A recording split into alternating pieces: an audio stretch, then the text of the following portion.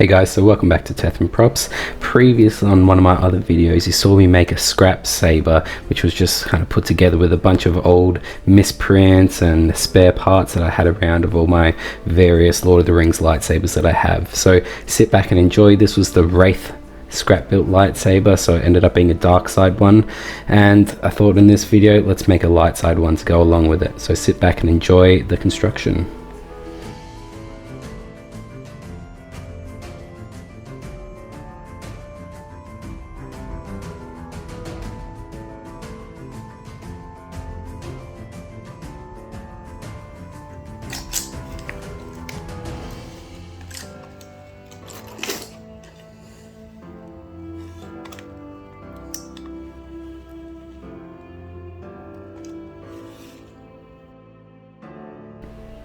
So as I said, I decided to make another scrap built lightsaber, and I went in with this with the mindset to make a good guy lightsaber. So it's time to break out the random parts box, start putting some pieces together, come up with a design that I liked, and then we can go from there.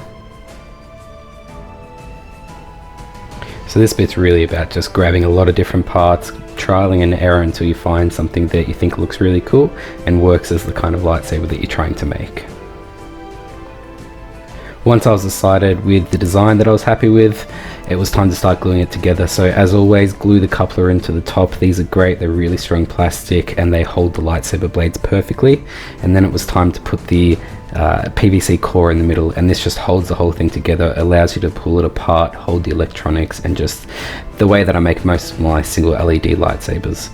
So the next steps are just gluing on all the extra parts and actually building the lightsaber.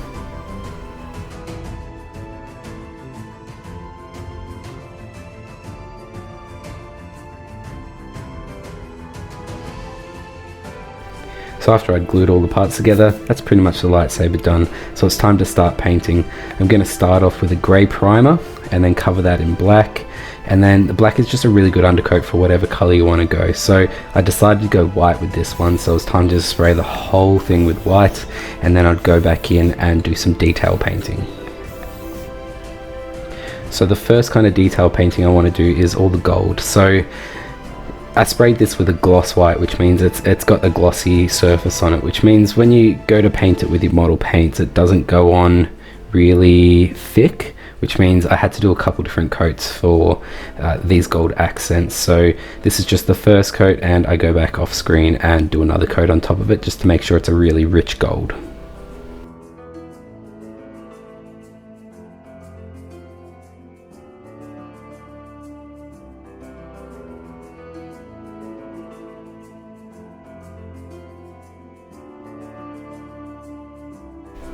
So on those Gondor emblems then I also add some silver on it, and that pretty much does the accent painting. I'm happy with just the minimalist gold and bit of silver, but the majority of the lightsaber white, so I was really happy with how that turned out.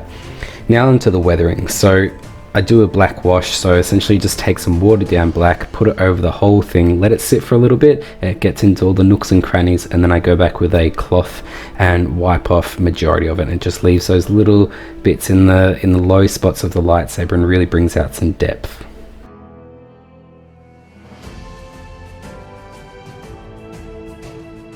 After you've let that dry, it's time to now start doing the highlights. So I use this chrome Tamiya silver, it's really good.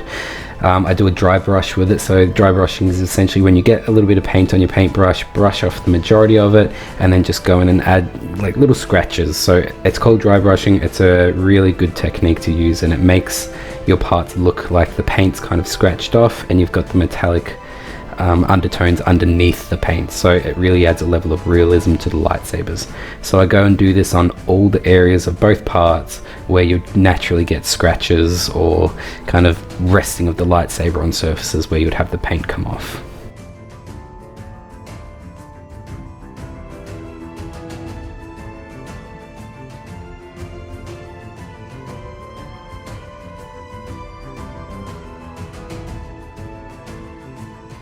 So the next stage is to start working on the handle. I'm going to use blue leather on that middle section there. So I've just got to cut off a piece, cut it to size, Make sure it fits perfectly, because once you start putting it together you can't change the size of it. So I'm going to do a thread on this one, so I cut some holes along both sides, cut my white string, and then just thread it together.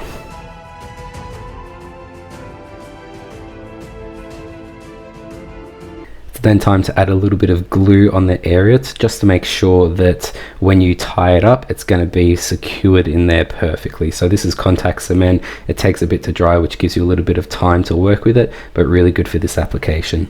So you just slide it on, tighten it up, and tie it off.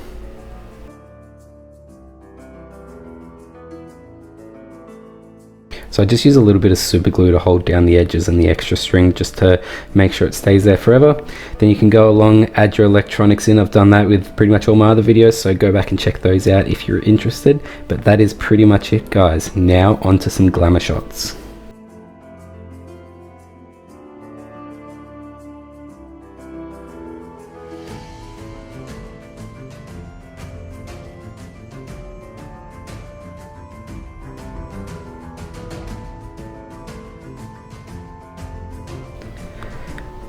There you have it, guys. I hope you enjoyed this second scrap lightsaber build of a light side user. So it just looks great sitting there without a lightsaber blade, and like with all my lightsabers, they can also take a 1-inch lightsaber blade. So these are the standard size lightsaber blades, and it looks perfect with or without it. So really happy with how that turned out. And of course I had to go blue. The Sith one that I did last time was red, so the blue and the red work really well together. And it works with my acrylic blades. So this is the undual blade that I have there. So putting both scrap lightsabers together looks really awesome. Couldn't be happier with how both of them turned out. So if you want to see more scrap builds like this, let me know. Like, subscribe, and I'll see you on the next one, guys. Thanks for watching.